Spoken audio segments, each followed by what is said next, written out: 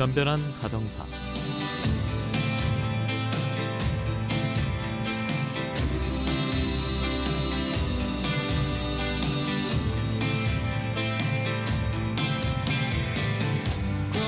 네, 변호사와 변호사가 만나 여러분의 가정사가 변변해지도록 도와드리겠습니다. 변변하다 나쁜 표현만은 아닙니다.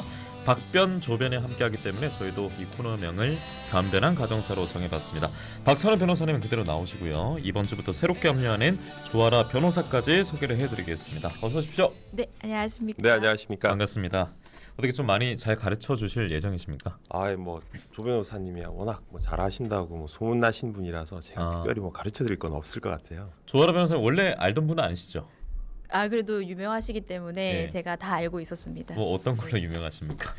이 사파동에 예. 잘생긴 남자 변호사님 몇 분 안 계시거든요. 네. 그래서 네. 출중하기로 유명하십니다. 저희 뉴스파다라고 또 새로운 정보를 파주셨네요. 네, 너무 훈훈합니다. 네, 잘 부탁드리겠습니다.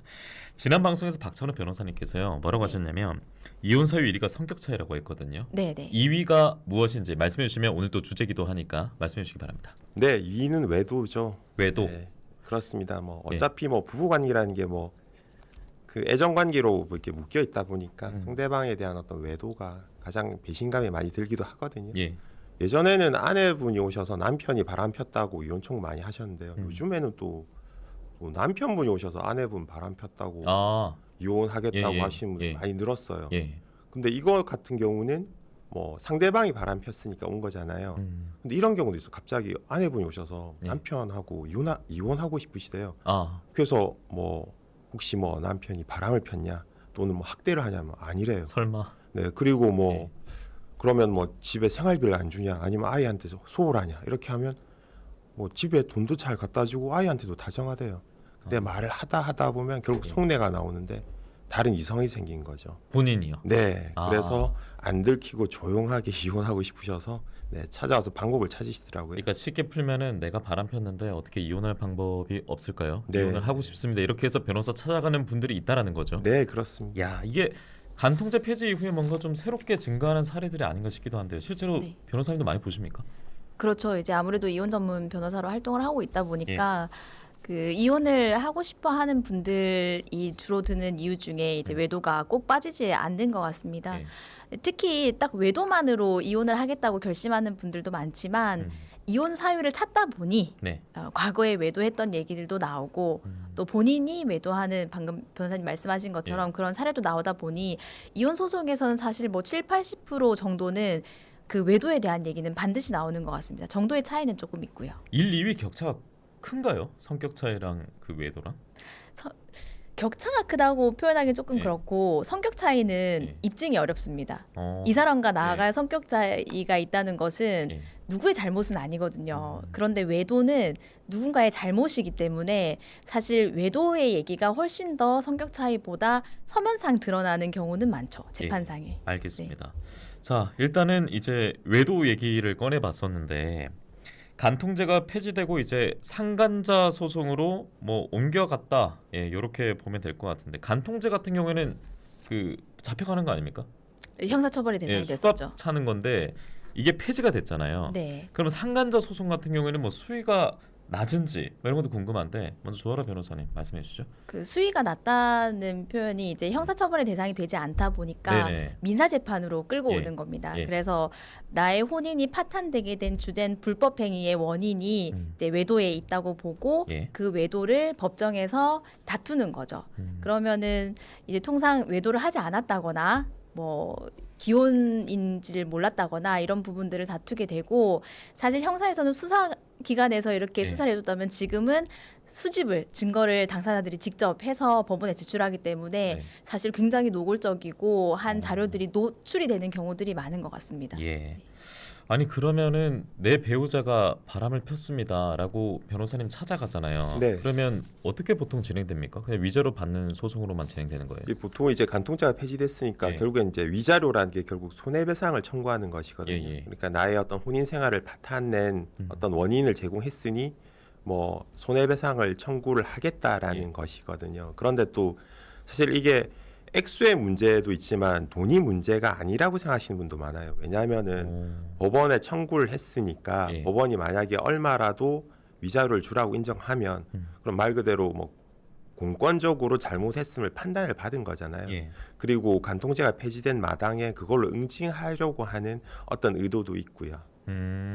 돈은 돈인데 네. 응징을 한다. 네, 그런 의도가 있죠. 변호사님 드라마 보면은 그 머리채 잡기도 하고 네. 요즘 그 김치 슬랩 같은 거 네, 이런 거 네. 만약에 하게 되면 네. 돈은 뭐 내가 알아서 뭐 받을 거고 너가 잘못했으니까 그런 많이 폭력을 가한다거나 네. 뭐 여러 방법으로 응징을 하는 거 이거 괜찮은 거예요?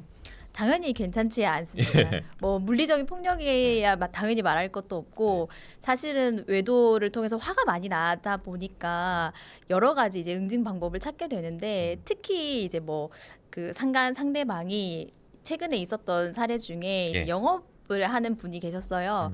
그럼 그 가게 앞에 피켓 시위를 하는 겁니다. 40대 여성분이었는데 불륜하는 것을 이제 예. 특정은 하지 않고 누가 불륜을 한다 특정하지 않고 가게 앞에서 시위를 이제 불륜여다 이런 시위를 하게 되니까 예. 아무래도 지나가는 사람들은 가게하고 연관성은 있다고 추측은 할 수 있는 상황이었죠. 근데 이제 명예훼손으로 고소를 했고 예. 그런데 이제 특정이 되지 않았다. 누구에 대한 명예훼손인지 누구를 불륜녀라고 지칭하는 것인지 이런 부분들이 특정되지 않았다고 해서 예. 뭐 최종적으로 무죄 판결을 받은 경우들도 있었습니다. 그럼 만약에 저희가 있는 스튜디오가 만약에 그 가게 영업장이라면 네. 저희 회사 저 올라오는 출발점 있지 않습니까? 저기 밑에 그렇죠. 거기에서 만약에 피켓 들고 하면은 어디 네. 특정하진 않았으니까 이렇게 뭐 봤다는 겁니까? 그렇죠. 근데 아. 사실 뭐 앞에서 네. 1층에서 이렇게 네. 하고 있다면 여기는 소속되어 있는 직원분들이 많으시잖아요. 더 특정하기가 어려운 거고 가게 개인이 운영하는 가게에서는 사실상 네. 특정이 될 수도 있죠. 근데 이제 판단하는 재판부에서는 이게 좀 심증적으로 논리를 만들어서 봐준 거일 수도 있고요. 여러 가지 이제 경우의 수는 있다고 보여집니다. 그럼 만약에 카페가 한 두세 개 있어요. 그런데 피켓에 적힌 글을 보니까 만약에 제가 갑자기 생각이 들었어요. 그 카페 가면 블렌디드 있지 않습니까? 네. 블렌디드가 아니라 불륜디드다 뭐 이렇게 적어 놓잖아요. 그러면은 약간 비꼬는 의미잖아요. 그렇죠. 이렇게 되면은 명예훼손으로 볼 수 있는 거예요. 누구를 지칭해서 불륜디드라고 했는지가 네. 나타나지 않으면은 네. 아까 말씀드린 그 케이스처럼 명예훼손까지. 네, 누구의 명예를 훼손하고 있는지를 모르는 거죠. 카페 하나면요. 그러니까 사실 이게 뭐 되게 궁금하실 수도 있는데요. 명예훼손이라는 게 꼭 실명을 얘기해야 명예훼손이 성립된다 이건 아니지만 주의 정황을 모두 고려했을 때 예. 특정인을 지정하는 것처럼 보이면 명예훼손이 되는 거고요. 예. 지금 우리 조 변호사님께서 말씀하신 사례는 뭐 전후 사정을 다 고려해도 뭐 누구를 지정하는 것처럼 보이지는 않아서 예. 명예훼손이 되지 않는다 이렇게 판단한 것 같습니다. 그렇군요. 그러면 응징을 하고 싶은 마음이 있는 분들은 어쨌든 변호사님 만나서 명예훼손에 해당되는지 뭐 영업 방해를 하게 되는지 이런 것들 잘 평소에 살펴보고 접근을 해야겠네요. 네, 그러니까 사실은 뭐 상간자 소송하시는 분들 예. 감정이 많이 격해지시거든요. 그러니까 이성적으로 판단이 안 될 것 네, 같은데. 이렇게 뭐 법적으로 뭐 다 따져가면서 이렇게 대응 잘 못하세요. 예. 사실은. 그래서 뭐 요즘 뭐 드라마 보면 뭐 물컵에 뭐 같이 카페 앉아 있다 뭐 얼굴 물 뿌리고 그러잖아요. 요즘 김치로 때린다니까. 네, 네. 김치도 그렇고요. 네, 네. 물 뿌리는 것만 하더라도 폭행죄 되거든요. 머리채 물로 상해죄예요. 때렸으니까. 네. 예. 그리고 뭐 고성지루 이런 모욕죄, 뭐 명예훼손죄 되거든요. 아. 그러니까 요즘 뭐 많이 뭐 선 넘는다 이런 말씀 예. 하잖아요. 예. 그러니까 선 안 넘으려고 해도 감정이 이렇게 북받쳐 오르면 이게 결국에 선을 넘게 되기 때문에 위법하게 행위를 할 수밖에 없어요. 예. 그래서 그런 경우도 많고요. 그렇게 하기보다는 변호사 찾아가서 잘못한 사람들 상대로 뭐 손해배상 청구하고 또 그분들이 만약에 뭐 범죄를 저지른 것 같다. 그러면은 뭐 고소도 뭐 형사 고소도 할 수 있는 것이죠. 이렇게 하시는 게 훨씬 낫습니다. 제가 뭐 표현 같은 거 법정 용어는 잘 모르니까 그런데 그럼 만약에 그 상간자나 그리고 이 외도한 내 배우자 상대로 만약에 그렇게 응징을 했어요. 그게 요구하는 위자료보다 더 수위가 높을 수도 있어요. 정도에 따라서는 그럴 수도 있다고 보여지는데 사실 그러기는 쉽지가 않기는 합니다. 그 우리가 보통은 위자료 청구를 하면 대개 1,000만 원에서 3,000만 원 정도의 위자료가 나올 거고 보통은 그래요? 그럼 1,000만 원, 네. 3,000만 원 사이예요? 보통은 그렇습니다. 그럼 다수가. 외도한 배우자에게 받고 네. 배우자에게 받고 상간자에게도 받고. 근데 이제 네. 그러면 꼭 3,000 이렇게 뭐 6천만 원을 6천. 받을 수 있냐 이렇게 하시는데 꼭 그렇지도 않습니다. 근데 상간자에게 내가 돈 받은 게 있으면 위자를 받은 게 있으면 배우자한테도 고려가 됩니다. 공동 불법 행위자들이기 때문에 예. 그리고 배우자에게 위자료를 받기 위해서는 또 별도의 그 이혼 소송이나 이런 부분들이 수반되기 때문에 사실 여러 가지 고민해서 진행이 되어야 되는 부분인데 예. 그 뭐 폭행이나 이런 부분들은 사실 그것보다 벌금이나 합의금이 적게 나오는 경우들이 더 많기 때문에 그럼에도 불구하고 네. 내가 저지를 만큼 저지르고 나 위자료 받겠다 하시는 분들도 네. 있죠.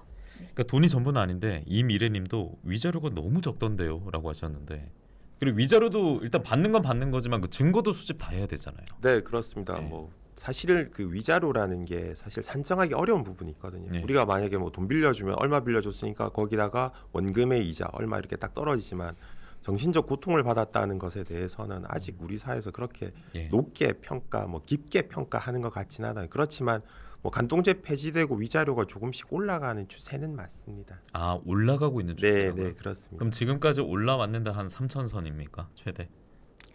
더 많이 받는 경우들도 있습니다. 아 있긴 있어요. 네, 그보다 있긴 더. 있습니다. 예. 네. 그러면 만약에 외도를 한 그 상대가 그 만약에 재산 같은 게 더 들고 있을 수도 있잖아요. 네. 아니면 명의가 만약에 그 외도한 배우자의 명의로 돼 있거나 이런 것들 다 가져올 수 있는 거예요. 아닙니다. 그건 아니에요. 그건 이제 위자료의 영역이 네. 아니라 재산 분할의 영역이기 때문에 아, 이 재산 형성의 과정에서 기여가 얼마 됐는지를 기준으로 판단을 해서 네. 사실 이 상대방이 외도했는데 내가 왜 돈 줘야 됩니까? 뭐 재산 분할을 왜 해줘야 돼요? 이런 질문 진짜 많이 하시거든요. 근데 별개의 영역입니다. 아 그건 별개예요. 네, 해주셔야 돼요. 아하. 네. 그러면 본인은 이제 당했는데 네. 본인이 만약에 그 뭐 부동산이나 이런 재산을 갖는 데 있어서 더 공을 많이 세웠어요. 그래도 분할은 해야 되는 거고. 그렇죠. 근데 비율은 좀 달라질 수 있는 겁니다. 그렇죠. 기여도라고 하는데 기여도는 그 입증하는 정도에 따라서 충분히 달라질 수 있습니다. 알겠습니다. 그러면요 앞서 증거 확보 두고 어렵다라고 했잖아요. 네. 이것도 뭐 합법, 불법 이런 게 있을 거 아닙니까? 네, 당연히 그렇습니다. 그 특히나 그 부정행위 같은 경우는요, 외도 같은 경우는 두 분이서 또 내밀한 영역에서 이루어지잖아요. 예, 예. 그래서 찾기가 쉽지 않아요. 그래서 뭐 말 그대로 뭐 미행도 했다가 뭐 불법 촬영도 했다가 예. 뭐 우편문도 열어봤다가 이런 거 많이 하시거든요. 네네. 그래서 이런 것들은 사실은 뭐 스토킹 범죄처벌법 위반이 될 수도 있고요. 아니면 뭐 정보통신망법 위반 또는 개인정보보호법 위반이 될 수 있어요. 예. 그래서 이 부분을 상당히 조심하셔야 되거든요. 그래서 섣부르게 이렇게 위법하게 증거 수집하시는 것보다는 요즘에는 또 뭐 합법적으로 할 수 있는 방법이 많거든요. 뭐 어떤 게 상대방 있습니까? 차량 같은 경우는 블랙박스 있잖아요. 블랙박스 보면 뭐 어디 갔는지 알 수도 있고 또 내비게이션 보면 또 어디 갔는지 보잖아요. 그리고 요즘에는 뭐 CCTV 워낙 설치 많이 되어 있고요. 그리고 보통 카드 쓰시잖아요. 예. CCTV로 보고 카드 조회하면 어디서 뭐 했는지 대충 알거든요. 그 외에도 뭐 통신사에 뭐 통화 내역 조회하는 것도 있고요. 이런 합법적인 방법도 많습니다. 아 통신사 요청을 할 수 있습니다. 네, 법원을 통해서 네, 요청을 법원을 할 수 통해서? 있습니다. 네. 그러면은 내 정보가 그렇게 공개되고 있다 이런 알리면 안 가는 겁니까? 그게 소송 내에서 예. 법원을 통해서 하는 것이기 때문에 예. 당사자도 당연히 알기 때문에 네. 특별히 뭐 통지가 가거나 그렇지는 그렇군요. 않습니다. 네. 죄송합니다. 제가 드라마를 너무 많이 봤나 봐요. 궁금한 게 많아가지고 그래서 격가지로 질문이 좀 많이 나가고 있는데 뭐 불법, 합법도 똑같이 여쭤봤습니다. 역시 이게 좀 예민할 것 같아요. 네, 그렇습니다. 음. 그 증거 보전 신청이라는 절차가 또 별도로 있습니다. 말씀하신 것처럼 그 블랙박스라든지 설치 자체가 내가 외도를 잡겠다라는 것이 아닌 기기 전자 기기를 통해서 수집하게 되는 증거들은 당연히 사용이 가능하고요. 증거 보전 신청을 통해서 뭐 엘리베이터에 둘이 같이 타고 있다든지 이런 예. 부분들을 그 법원 결정문 받아서 또 조회할 수 있습니다. 그래서 합법적인 절차들은 마련돼 있고 그럼 불법적으로 수집한 증거는 증거 효력이 없는지 이런 예. 부분 궁금하실 텐데 사실 형사상 처벌 대상이 되는 것과 별도로 민사상 이혼 사건이나 상간 사건에서는 외도의 증거로도 뭐 사용이 많이 되고 있습니다. 그렇군요. 네. 자, 시간이 이제 얼마 남지 않았는데 굵직하게 하나씩 더 질문 드리겠습니다. 만약에요, 증거를 다 수집을 했어요. 예, 내 배우자가 그런 외도란 거 증거를 수집을 다 했다가 아유 그래도 애도 있고 하니까 같이 살아야겠다. 뭐 너한테 용서는 내가 당연히 받고 이렇게 살다가 또 그런 일을 저지른 거예요. 네. 그러면 그 전에 모아놨던 증거 있지 않습니까? 네. 그 시효가 뭐 어디까지 되는 겁니까? 쓸 수 있는 거예요 또? 사실은 그 부정행위를 이유로 뭐 이혼 청구할 때는 예. 그 부정행위를 한 날로부터 6개월 그리고 그런 부정행위가 있었던 날로부터 2년 안에 청구를 하셔야 되거든요. 그러면 그 기간 지나고는 그 휴지 조각이라는 거예요? 사실 그 예전 그 기간이 지났을 때 예, 죄송합니다. 괜찮습니다. 그 네. 그 기간이 지났을 때 예전 부정 행위로는 다시 청구를 할 수는 없죠. 그렇지만 새로운 부정 행위가 있다면 그 새로운 부정 행위로부터 다시 6개월, 2년이 지나가니까 그건 다시 청구할 수 있죠. 예, 요 기간은 꼭 좀 참고를 하셔야겠습니다.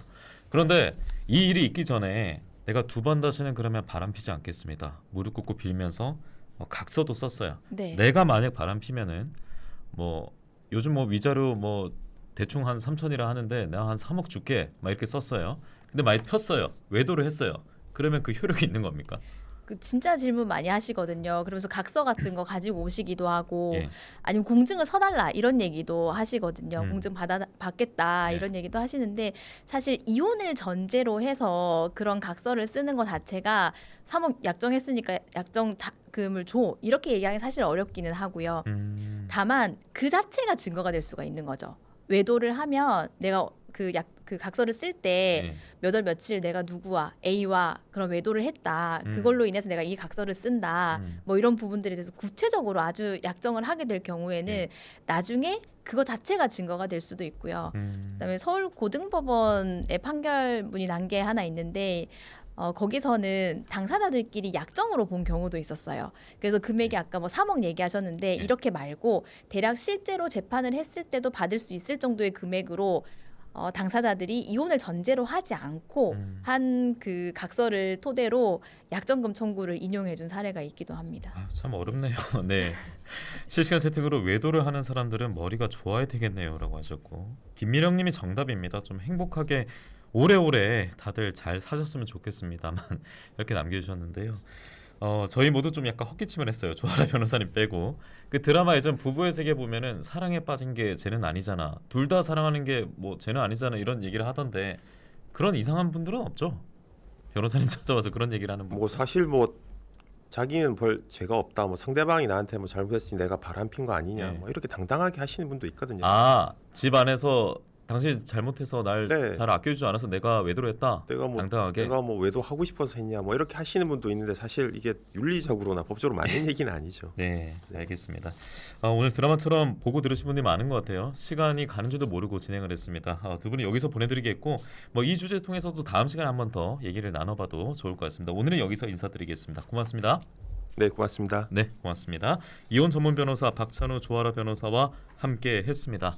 뉴스바다